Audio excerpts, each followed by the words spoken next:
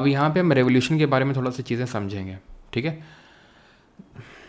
जब कोई भी प्लैनेट है सन के अराउंड इलिप्टिकल ऑर्बिट में घूमता है, ये तो हमारे केपलर जी ने अपना लॉ दिया था। केपलर जी के प्लैनेटरी लॉज जो हम फिजिक्स में भी पढ़ेंगे, फिजिक्स में ही पढ़ेंगे, तो वहाँ पर हम देखेंगे जो उनका पहला लॉ था वो लॉ ऑफ ऑर्बिट है कि सारे प्लैनेट सन के अराउंड में एक इलिप्टिकल ऑर्बिट में एक दीर्घवृत्ताकार पथ में घूम रहे हैं, ऑर्बिट में घूम रहे हैं।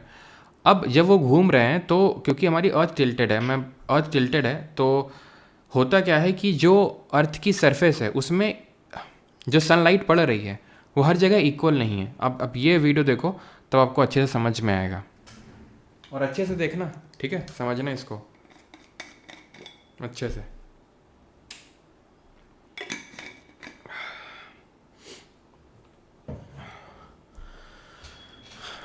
अब देखो ये सितंबर का महीना है, सितंबर के महीना में पूरा स्ट्रेट है, ये पूरा स्ट्रेट है, ठीक है, सितंबर का पूरा स्ट्रेट है। अब देखो घूम घूम के अब कौन सा महीना आएगा, ध्यान से मैं फिर से नहीं प्ले करूँगा, ध्यान से इसको देखना। अब ये है दिसंबर का महीना, दिसंबर में देख रहे हो ये सदर्न हेमिस्फीयर, ये दक्षिणी गोलार्ध, इक्वेटर ये दक्षिणी गोलार्ध है, ये सन की तरफ टिल्टेड है, सनलाइट यहाँ ज़्यादा पड़ रही है और यहाँ पर ज़्यादा सनलाइट रिसीव हो रही है दिसंबर में, तो यहाँ गर्मी होगी, यहाँ सर्दी होगी, यहाँ पर सर्दी होगी, यहाँ गर्मी होगी दिसंबर में। यहीं पर इंडिया, ये देखो इंडिया, ये देखो इंडिया, दिख रहा है इंडिया, तो यहाँ पर सर्दी होगी, क्यों, क्योंकि डायरेक्ट रे सन के नहीं पड़ेंगे। अब आ जाओ तुम गर्मियों में, अब गर्मियों में नहीं, पहले मार्च में आओ। अब मार्च में भी देखो, मार्च में पूरी अर्थ फिर से स्ट्रेट हो गई, स्ट्रेट हो गई मतलब स्ट्रेट का मतलब है इक्वेटर पे डायरेक्ट रेस पड़ रही हैं सन की, मतलब ना यहाँ गर्मी ना यहाँ सर्दी ना वहाँ कुछ नहीं, हर जगह इक्वल डेज एंड नाइट होंगे, जैसे सितंबर में हुआ था, सबसे पहले जैसे सितंबर में हुआ था। अब आ जाओ किसमें, अब आ जाओ तुम जब जून में डायरेक्ट रेस सन पड़ेंगे, देखना भी आ गया इंडिया अपना। इंडिया पे अब ये इंडिया नदर्न हेमिस्फीयर में ही है ना, नदर मतलब इक्वेटर के ऊपर। अब यहाँ पे देख लो कितनी भयंकर सनलाइट पड़ रही है, यहाँ पे स्लैंटिंग रेस पड़ रही है। ये पॉइंट जो है देख लो, ये चाहे कितना भी घूम ले, ये चाहे कितना भी घूम ले, ये इसमें अंधेरा ही रहेगा क्योंकि यहाँ किल्विस बैठा हुआ है।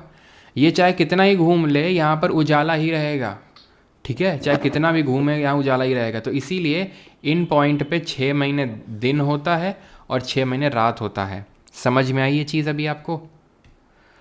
हाँ जी, समझ में आई। ये चाहे कितना भी घूम ले, ये पॉइंट यहाँ, ये जो पॉइंट हैं ये कितना भी घूम ले, रहेंगे तो अंधेरे में ही। ये चाहे ये पॉइंट जो हैं कितना भी घूम ले, इधर से घूम के इधर आएगा, फिर इधर से घूम के इधर आएगा, इसमें हमेशा रोशनी पड़ती रहेगी।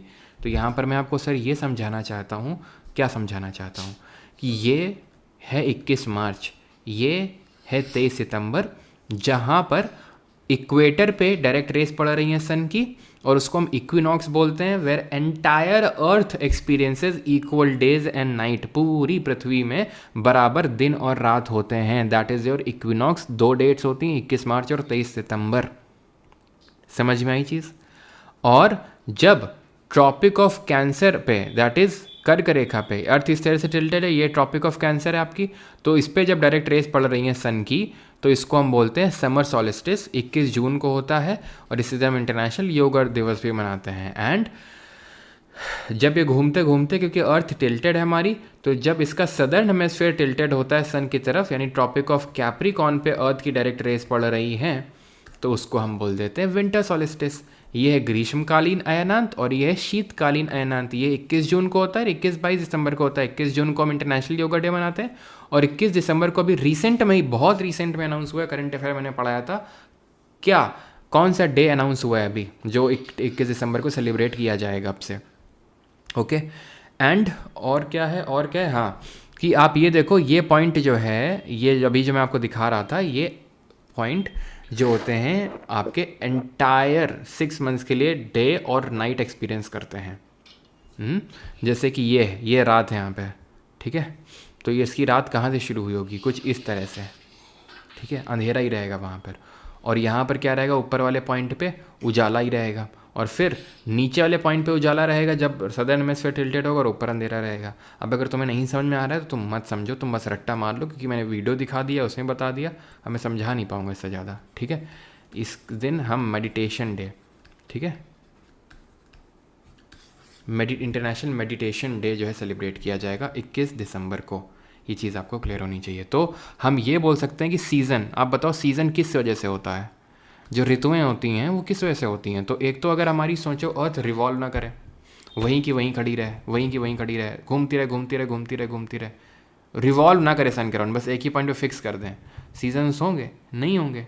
क्यों? क्योंकि मान लो कि यहाँ पर अगर ये वाला पॉइंट ले रहे तो यहीं यहाँ गर्मी गर्मी रहेगी, यहाँ सर्दी रहेगी, और यहाँ पे हमेशा उजाला ही रहेगा, यहाँ हमेशा अंधेरा ही रहेगा। यहाँ पे फिक्स कर देंगे।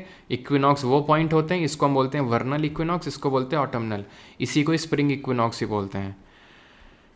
इक्विनॉक्स वो होते हैं जहाँ पर एंटायर अर्थ इक्वेटर पे ओवर डायरेक्ट रेस पड़ रही सन की, और एंटायर अर्थ इक्वल एक्सपीरियंस कर रहा है डेज और नाइट। यहाँ क्या समर सॉलिस्टिस में डे लॉन्गेस्ट है